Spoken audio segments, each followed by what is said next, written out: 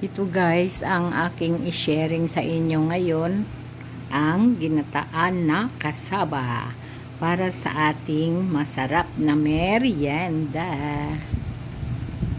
Try nyo yan guys, sarap. Luto tayo ngayon guys ng ginataan na kasaba.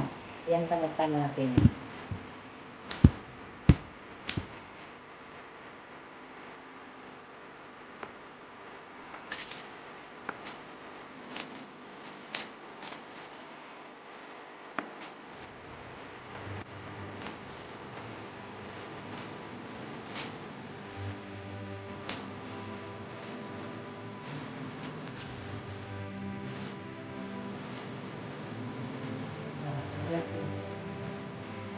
Aplikasyon lang natin ng PN.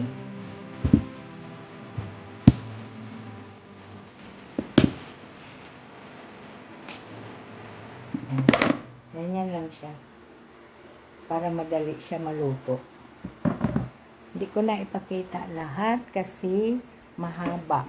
Plus, ito na lang ang last kong pagbabalat.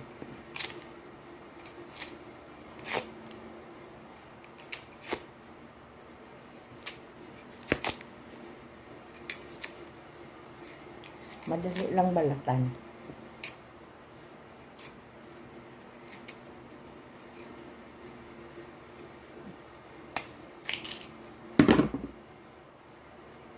Yan lang.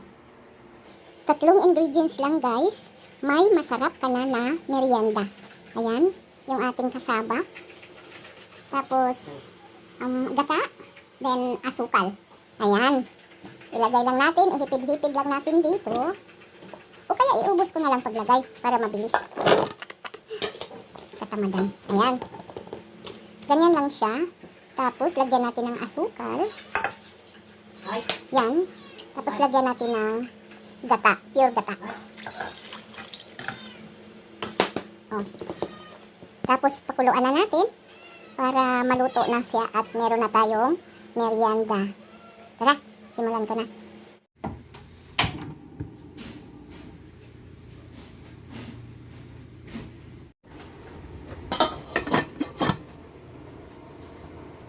Ayan, silipin natin ang ating linuto. Ayan na, kumulo na. Tikman natin.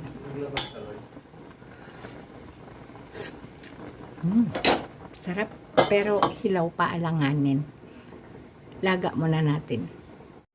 Tingnan na natin, guys. Ayan, luto na.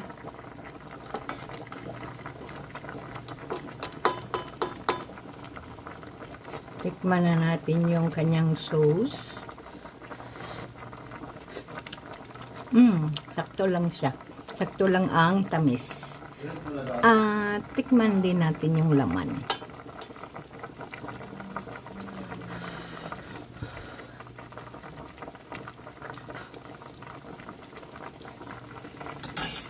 Ito na, sarap. Ayan, sana nagustuhan nyo ang aking merienda ngayon. And try nyo yan guys. Ang sarap. 3 ingredients lang. May masarap ka ng merienda. Sana nagustuhan nyo. And don't forget to like and share. And mag-subscribe sa aking YouTube channel. Thank you for watching guys. Bye-bye. See you on my next vlog.